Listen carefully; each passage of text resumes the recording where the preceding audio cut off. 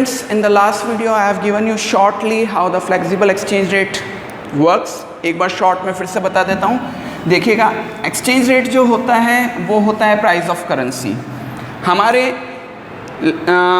Meaning में या हमारी कंट्री के रेफरेंस में बात करें तो प्राइस ऑफ डॉलर्स, हम डॉलर्स के ऊपर बात कर लेते हैं. तो एक्सचेंज रेट का सीधा सा मतलब है प्राइस ऑफ डॉलर्स, यानी $1 के लिए हम कितना रुपीस पे करेंगे. अब एक सीधी सी बात है, डिमांड और सप्लाई थ्योरी आप जानते हो बेटा बहुत अच्छे से. जब प्राइस इंक्रीज होती है डिमांड फॉल करेगी, जब प्राइस फॉल करती है तो डिमांड राइज करेगी. प्राइस यानी यहाँ पर किसको हम बोल रहे हैं, एक्सचेंज रेट को. और इसी वजह से डिमांड कर्व कैसा बनता है, इनवर्स रिलेशन की वजह से डाउनवर्ड स्लोपिंग बनेगा. सेम वे प्राइस और सप्लाई का आप रिलेशन अच्छे से जानते हो, पॉजिटिव रिलेशन मेंटेन करता है. प्राइस यहाँ पर किस नाम से जानी जा रही है, एक्सचेंज रेट के नाम से. तो एक्सचेंज रेट ऑफ डॉलर्स या फिर एक्सचेंज रेट और सप्लाई में पॉजिटिव रिलेशन होता है. ये आपके डिमांड ऑफ US डॉलर का कर्व बनाया है, ये सप्लाई ऑफ US डॉलर का कर्व बनाया है. दोनों जहाँ इंटरसेक्ट करेंगे इस जगह जो भी रुपीज़ की वैल्यू आएगी हमारे टेबल पे वो $1 की रुपीज़ में वैल्यू हो जाएगी और एक्सचेंज रेट सेट आउट हो जाएगी. डिटेल में बेटा इसलिए नहीं बता पाऊंगा क्योंकि मैंने आपको बताया है CBSE ने कट कर दिया है, तो आपका टाइम वेस्ट करके कोई फ़ायदा भी नहीं होगा. हाँ, अगले कंसेप्ट हम थोड़ा डिटेल में पढ़ने जा रहे हैं. तो जैसा हमने देखा था यहाँ पे कि डिमांड और सप्लाई के इंटरसेक्शन पे हमारा एक्सचेंज रेट सेट आउट हो गया. अब देखिएगा, जैसे अपने पिछले साल सप्लाई के शिफ्ट पढ़े थे, डिमांड के शिफ्ट पढ़े थे, तो वैसे यहाँ पर भी हम कुछ शिफ्ट्स वगैरह पढ़ते हैं क्योंकि वो टॉपिक बहुत इंपॉर्टेंट है. तो मान लीजिए मेरा ये supply curve of US dollar चल रहा है, ये demand curve of US dollar चल रहा है. इन दोनों का इंटरसेक्शन हुआ. यहाँ पर सपोज मान लीजिए 60 रुपीज़ आता है, यहाँ पर जो वैल्यूज़ होगी वो रुपीज़ में होगी. तो मेरी एक्सचेंज रेट सेट आउट होती है $1 = ₹60. अब देखिएगा, मैं आपको क्या केस समझाना चाह रहा हूँ, increase in demand of forex. अचानक किसी वजह से जो हमने रीजंस पहले पढ़े थे उनकी वजह से डिमांड ऑफ फॉरेक्स यानी US डॉलर्स की डिमांड इंडिया में बढ़ गई. डिमांड बढ़ेगी यानी फॉरवर्ड शिफ्ट इन डिमांड. अब फॉरवर्ड शिफ्ट इन डिमांड होने की वजह से डिमांड इंक्रीज हो गई और एक्सेस डिमांड का केस बन जाता है. और अगर आप इतनी डिटेल थ्योरी में नहीं जाए तो मैं आपको सीधे शॉर्टकट बताता हूँ बेटा. तो इंक्रीज इन डिमांड का मतलब है एक्सेस डिमांड हो गया या फिर डॉलर्स की डिमांड बढ़ गई.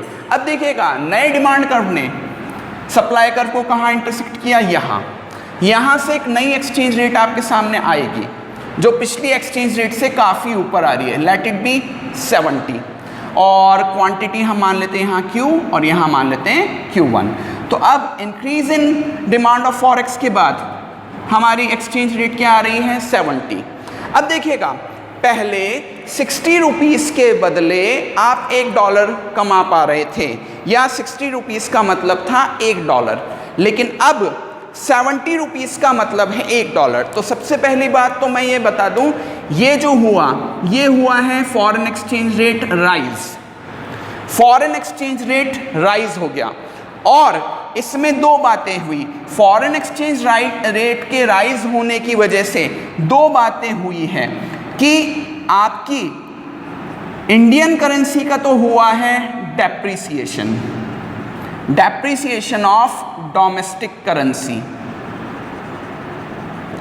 और एप्रिसिएशन ऑफ फॉरेन करेंसी, यानी कि US डॉलर्स का तो हो गया एप्रिसिएशन और इंडियन रुपीस का हो गया डेप्रिसिएशन. इसका मतलब क्या है, इंडियन करेंसी रुपीस की परचेजिंग पावर गिर गई. इंडियन करेंसी रुपीस की परचेजिंग पावर गिर गई.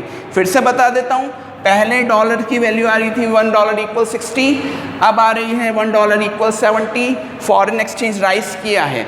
फॉरेन एक्सचेंज राइज करने का मतलब दोनों करेंसीज पे क्या इंपैक्ट पड़ा, एप्रिसिएशन ऑफ फॉरेन करेंसी हुआ और डेप्रिसिएशन ऑफ इंडियन करेंसी हुआ. डेप्रिसिएशन ऑफ इंडियन करेंसी या डोमेस्टिक करेंसी यानी रुपीस का डेप्रिसिएशन हुआ है और इसका मतलब है उसकी परचेसिंग पावर कम हो गई.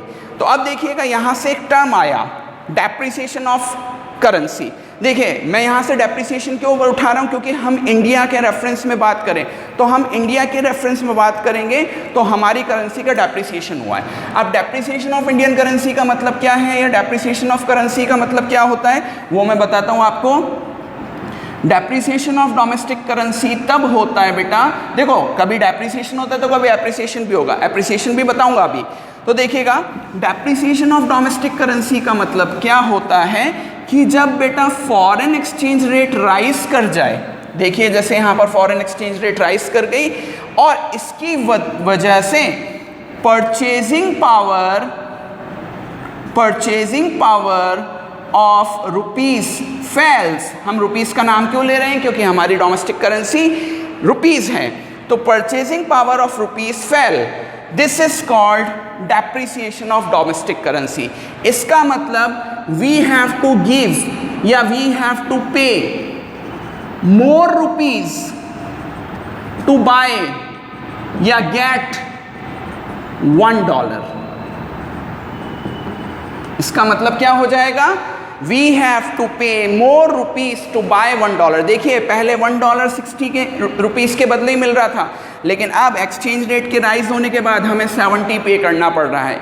इसका मतलब हमारी डोमेस्टिक करेंसी की परचेजिंग पावर फॉल हुई है, रुपीस की परचेजिंग पावर फॉल हुई है, और हमारी परचेजिंग पावर फॉल हुई है तो डॉलर की परचेजिंग पावर राइज हो गई, इसलिए उनका एप्रिसिएशन हुआ है, हमारा डेप्रिसिएशन हुआ है। तो ये था एक नया टर्म आपके सामने आया, डेप्रिसिएशन ऑफ डोमेस्टिक करेंसी। अब देखिएगा बेटा इसमें एक केस है decrease in demand of forex का भी, उसका ग्राफ और उसकी पूरी सिचुएशन आपकी बुक में डिटेल में समझाई हुई है, तो प्लीज़ बेटा वो आप सेल्फ कीजिए। एक बार करेंगे तो आपको खुद भी आइडिया पड़ेगा कि चीज़ें कैसे हो रही है, और अगर कोई प्रॉब्लम रह जाती है तो आप मेरे से डिस्कस कर सकते हैं। अब मैं आपको इम्पैक्ट बता रहा हूँ इसका। अभी इधर हमने पढ़ा था increase in demand of forex, अब हम increase in supply of forex देख लेते हैं, तो वहाँ से हमें दूसरा केस भी मिल जाएगा। तो देखिएगा increase in supply of forex का मतलब क्या है, देखिए ये आपका डिमांड कर्व चल रहा था, डिमांड ऑफ US डॉलर चल रही थी, ये आपकी सप्लाई ऑफ US डॉलर चल रही है, दोनों का इंटरसेक्शन हुआ सपोज यहाँ पर 60 रुपीज़ के ऊपर, यानी आपकी initial exchange rate I US dollar 1 का मतलब आ रहा है ₹60 रुपीज़ के बदले आप $1 अरेंज कर सकते हो। अब किसी वजह से सप्लाई में फॉरवर्ड शिफ्ट हुआ, इंक्रीज का केस पढ़ा रहा हूँ बेटा, ये सप्लाई का फॉरवर्ड शिफ्ट।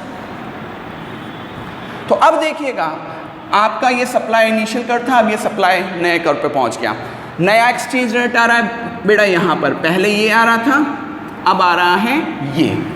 तो अब आप देख सकते हैं कि इसके अगेंस्ट अब यहाँ पे कोई एंट्री लेओगे आप तो एक लोअर वैल्यू आपको नज़र आएगी, यानी अब $1 आ रहा है 50 रुपीज़ का, $1 आ रहा है बेटा 50 रुपीज़ का, यानी मैं बोलूँ तो शॉर्ट में आपकी FER क्या हो गई बेटा, फॉल हो गई। अब इस समय जब FER फॉल हुई है तो दो बातें हैं, इस समय हुआ है एप्रिसिएशन ऑफ रुपीस या domestic currency, appreciation of rupees या फिर डोमेस्टिक करेंसी। देखिएगा पिछली बार जब FER राइज हुई थी तो डेप्रिसिएशन ऑफ डोमेस्टिक करेंसी हुआ है, जबकि इस बार FER फॉल हुई है तो एप्रिसिएशन ऑफ डोमेस्टिक करेंसी आया है, मतलब बिल्कुल उसका उल्टा। और पिछली बार एप्रिसिएशन ऑफ फॉरेन करेंसी हुआ था तो इस बार हुआ है डेप्रिसिएशन ऑफ फॉरेन करेंसी, यानी ये सीधा वैसे ही है बेटा परचेज सेल्स जैसा, कि अगर एक जना परचेज कर रहा है तो दूसरी पार्टी के लिए वो सेल्स होगा। तो देखिएगा इधर FER के राइज होने पे डेप्रिसिएशन ऑफ डोमेस्टिक करेंसी यानी डेप्रिसिएशन ऑफ रुपीज़ हुआ था, और एप्रिसिएशन ऑफ फॉरेन करेंसी यानी एप्रिसिएशन ऑफ डॉलर हुआ था, उनकी परचेजिंग पावर बढ़ी थी। जबकि इधर एप्रिसिएशन FER के फॉल होने पे हमारी परचेजिंग पावर बढ़ गई, हमारी करेंसी की परचेजिंग पावर बन गई, हमारी करेंसी का एप्रिसिएशन हुआ, तो ऑब्वियस है कि US करेंसी का परचेजिंग पावर फॉल हुआ होगा और उनका डेप्रिसिएशन हुआ होगा। तो इसको मैं लिख देता हूँ यहाँ पे बेटा। तो इस बार हमारे लिए हुआ है एप्रिसिएशन ऑफ डोमेस्टिक करेंसी। इसका मतलब क्या होता है बेटा, तो एप्रिसिएशन ऑफ डोमेस्टिक करेंसी का मतलब होता है जब भी FER फॉल करेगी, FER फॉल करेगी, देखिएगा ये FAR फॉल करने से purchasing power of rupees increase हो जाती है, purchasing power of rupees increase हो जाती है, बिल्कुल उसका इनवर्स चल रहा है बेटा। Purchasing power of rupees increase करने का मतलब है we have to pay less rupees, we have to pay less rupees to buy $1। आप देख सकते हैं पहले मैं 60 के बदले $1 कमा पा रहा था, अब केवल 50 के बदले $1 कमा पा रहा हूँ।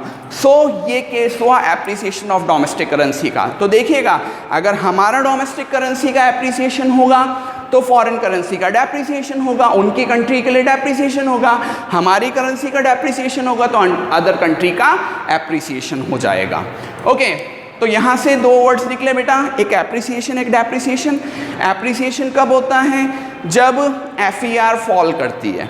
एप्रिसिएशन ऑफ इंडियन रुपी कब होगा? जब FAR फॉल करेगा। जबकि डेप्रिसिएशन कब होगा? जब FAR राइज कर रहा है।